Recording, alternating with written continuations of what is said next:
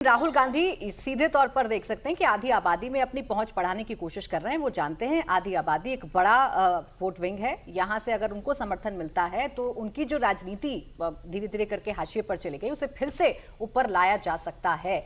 अब देखिए, राहुल गांधी अपने नए वोटों को जोड़ रहे हैं तो मोदी भी फुल एक्टिव मोड में है। उनका भी फोकस जेनजी है, मोदी मिशन मोड पर है। कल रात 12 बजे तक उन्होंने बीजेपी के नए पदाधिकारियों के साथ मंथन किया।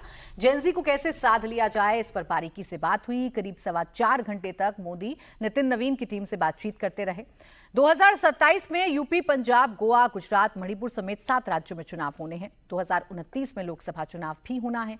जेनजी इन चुनावों में सबसे बड़ा और असरदार वोट बैंक है, लिहाजा मोदी ने जेनजी को करीब लाने का पूरा ब्लूप्रिंट दे दिया है। बीजेपी अध्यक्ष नितिन नवीन की अगुवाई में टीम भी बना दी गई है जो जेनजी से जुड़ने की प्लानिंग पर डेडिकेटेड होकर काम करेगी।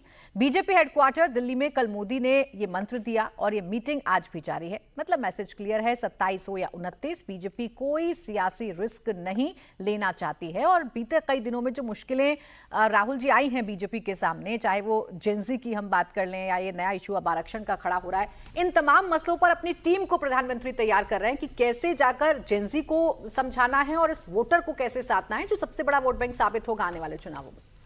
बिल्कुल सही बात है। देखिए, 30% जो पॉपुलेशन है उसको आपको जो है अपने साथ लेना है। वो पॉपुलेशन जो न्यूज़ के प्रति बहुत ज़्यादा सजग नहीं है या उसको उस तरह से देखती नहीं है, या जो जिनके इंटरेस्ट जो है वो बहुत ही डाइवर्सिफाइड हैं। मतलब ऐसा नहीं है कि वो सिर्फ राजनीति में इंटरेस्ट लेते हैं, वो अलग अलग चीज़ों में उनका इंटरेस्ट है।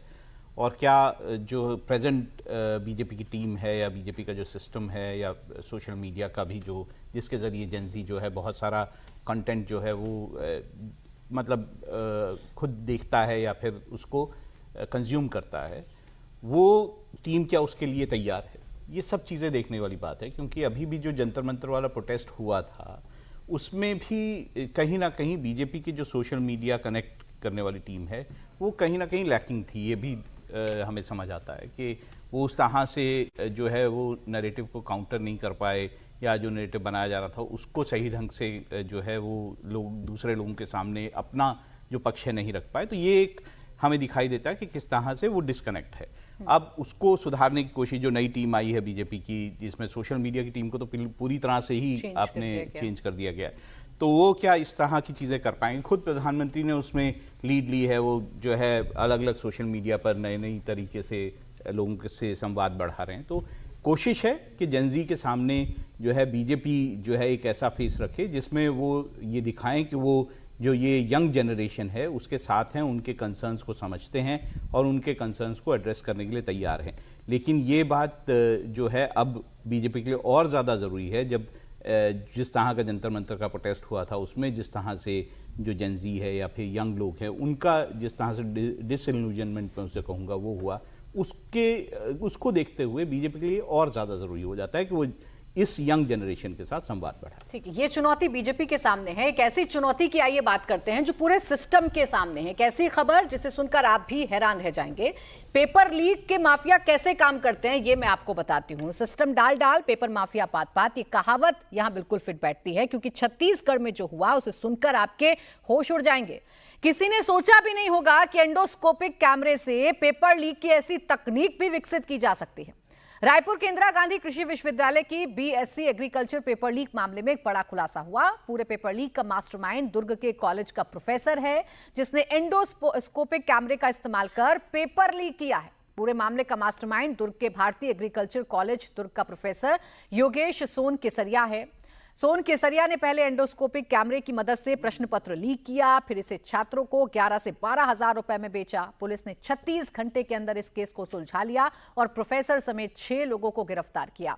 गिरफ्तार किए गए बाकी 5 आरोपी भी भारतीय एग्रीकल्चर कॉलेज के छात्र हैं। पुलिस ने पूरे मामले की जांच के लिए 100 से ज्यादा जवानों की टीम बनाई थी। इस टीम ने केस को सुलझाते हुए 6 मोबाइल, 11,000 रुपए समेत पेपर लीक में इस्तेमाल सामान जब्त किए हैं। साथ ही सुई, सुजा, कॉपी, फेविकॉल और वीडियो रिकॉर्डिंग डिवाइस भी बरामद कर ली गई है। अब सोचिए पेपर माफिया कितने शातिर हैं। अब सिस्टम कहां कहां पर काम करे, कहां कहां पर इसको दुरुस्त करे, इस खबर को देखकर ये सवाल उठने लाजमी है एंडोस्कोपिक, जिसके लिए आप शरीर के अंदर अंगों को जांचते हैं, शरीर के अंदर जो प्रॉब्लम है उसको जांचते हैं, उस कैमरे का इस्तेमाल किया गया है पेपर लीक करने के लिए। और जो जानकारी है हर्षवर्धन जी के लिफाफे पे बहुत शातिर तरीके से बारीक सुई से पहले छेद किया गया और फिर एंडोस्कोपिक कैमरे का इस्तेमाल करके पेपर लीक कर दिया गया। अब कहां तक सिस्टम पहुंचेगा और कैसे दुरुस्त होंगी ये समस्याएं?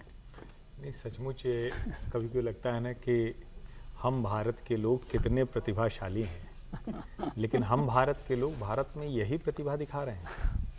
हम भारत के लोग जब दुनिया के दूसरे हिस्सों में जाते हैं तो ऐसे ऐसे नवाचार करते हैं, ऐसे कमाल करते हैं, ऐसी खोज करते हैं, ऐसा शोध करते हैं कि दुनिया हमारे पीछे जाती है। और यहाँ हमने क्या किया, एंडोस्कोपिक कैमरे से प्रश्न पत्र को लीक कर दिया। कमाल ही किया। कमाल, मतलब सचमुच कमाल है। अभी भी मेरी समझ में नहीं आ रहा है कि किसको सूझा होगा, कैसे कोई प्रोफेसर, उसका तो मूल काम था कि इतने बढ़िया तरीके से पढ़ाता कि उसके किसी विद्यार्थी को पेपर लीक जैसी चीज सोचने की आवश्यकता न पड़ती। वो कहता कि हम फलाना प्रोफेसर साहब के शिष्य हैं, सब रट गया है, मन मस्तिष्क में आ गया है, छप गया है, चिन्हित हो गया है, स्कैंड हो गया है। और यहां वो क्या कर रहे हैं, एंडोस्कोपिक कैमरा लगाकर लीक कर रहे हैं। मेरा बड़ा स्पष्ट मानना है कि ऐसे मामलों में ये शिक्षक रहने के योग्य नहीं है। बाकी कानूनी कार्रवाई आप करते रहिए, लेकिन तत्काल प्रभाव से ऐसे व्यक्ति को शिक्षक के दायित्व से पूरी तरह से मुक्त कर दीजिए।